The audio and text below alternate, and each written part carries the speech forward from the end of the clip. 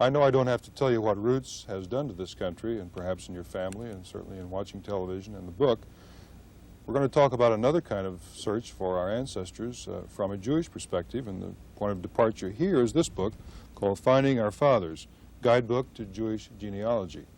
With me is author Dan Rottenberg, who, Dan, did this start out in just a personal search? Oh, absolutely. It was a hobby of mine for many years, tracing my ancestors, and I simply found that every time I looked in a guidebook for how to do it, nothing in there applied to me. Yeah. It would tell me to, well, look in church and parish records, or look in Revolutionary War pension records, or look up coats of arms. Now, you know what my ancestors knew about coats of arms. They knew that you should run for your life when you saw one coming. Yeah. So I kept wishing somebody would write a book for Jews about how to do it, and finally, by default, I guess, I wound up doing it myself. Well, then it is a very peculiar problem Jews have tracing their origins. That's right. Jews do have special problems. They also have a couple of special advantages. I think most Jews have simply assumed that it's impossible to go back more than 2 or 3 generations for a couple of good reasons. One is that obviously Jews have been running from country to country for hundreds of years. Records have been destroyed, synagogues burned, cemeteries uprooted. And the other thing is that in Eastern Europe especially, many Jews did not even have family names until about 1800. So a lot of Jews have assumed that they just can't do it at all. Well, what did they use for names? You mean before that? Back before the names. Well, they lived in very small villages. Everybody knew each other, and if you didn't have to take a family name, you didn't, because it made it tougher for the tax collector to keep track of you. But to identify people, you would be identified as Joseph, the son of Isaac, which over the generations might become the family name of Isaacson, let's say. Right. Or you might become known as Joseph the Merchant, which would be Kaufmann in German, and eventually that might evolve into a family name. So that is, Rottenberg is... Well, Rottenberg means someone from the town of Rottenberg in Germany. I see. Rabbis in the Middle Ages in Eastern Europe, from about 1500 right up to about 1850, kept very good genealogies, and they would write commentaries on the Talmud, and they would always have an introduction which described their own ancestry. So what this means is that if you can find a rabbi in your family tree, there's a very good chance you can trace your line all the way back to the Middle Ages. As a matter of fact, I was able to do that on one branch of my tree, named Margulies. I was able to go all the way back to 11th century France. Now, I think maybe you're thinking, well, that's great for you. You found a rabbi. What about everybody else? Yeah. That brings me to another advantage Jews have, which is there's only a limited number of us in the world, and if you go back far enough, we are all related. There are only about 14 million Jews right now, and as recently as the year 1700, there were only about 1 million.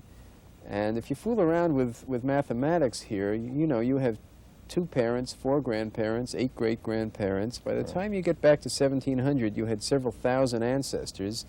If there were only 1 million Jews walking the earth at that time, there's a pretty good chance one of them may have been a rabbi. I think that it really gives you a tremendous personal relationship to history, because we talk about this country invaded that country, or the Nazis killed 6 million Jews, but how can you relate to 6 million people? Right. You can relate to individuals. It makes it come alive.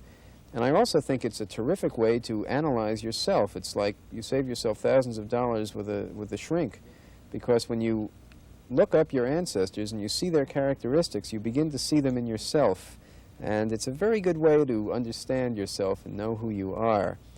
I also think it puts my own personal problems in perspective when I see what my ancestors went through to put me where I am today. I had a great-grandmother, for example, who was married at age 18 in an arranged match to a man she didn't even know.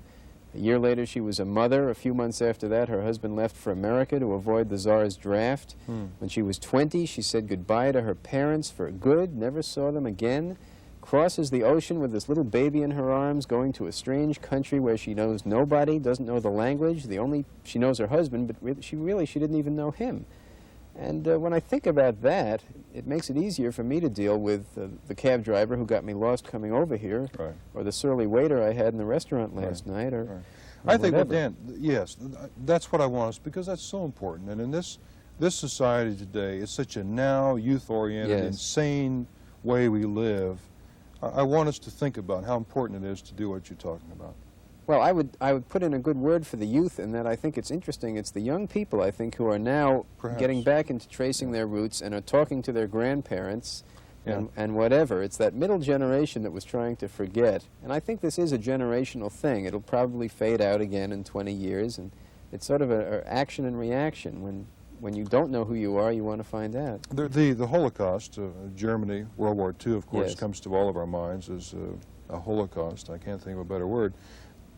Did your search for your ancestors personalize that horrible time any more than before? It certainly did, because my family, all of my ancestors were in this country. The last one came in 1902, so that's 40 years before the Holocaust. So you would think that my family was safe.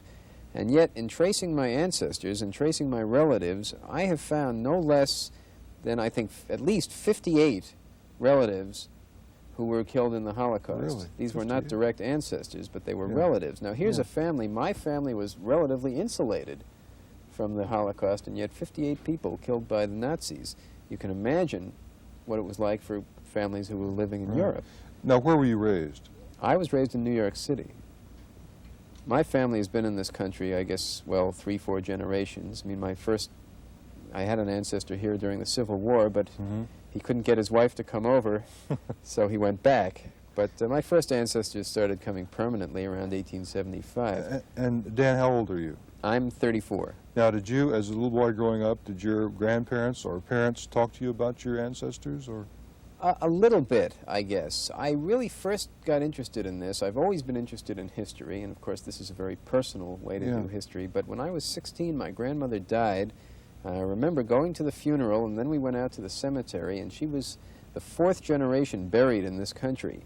And there was the family plot. I saw those 4 generations of graves, and it just boggled my mind.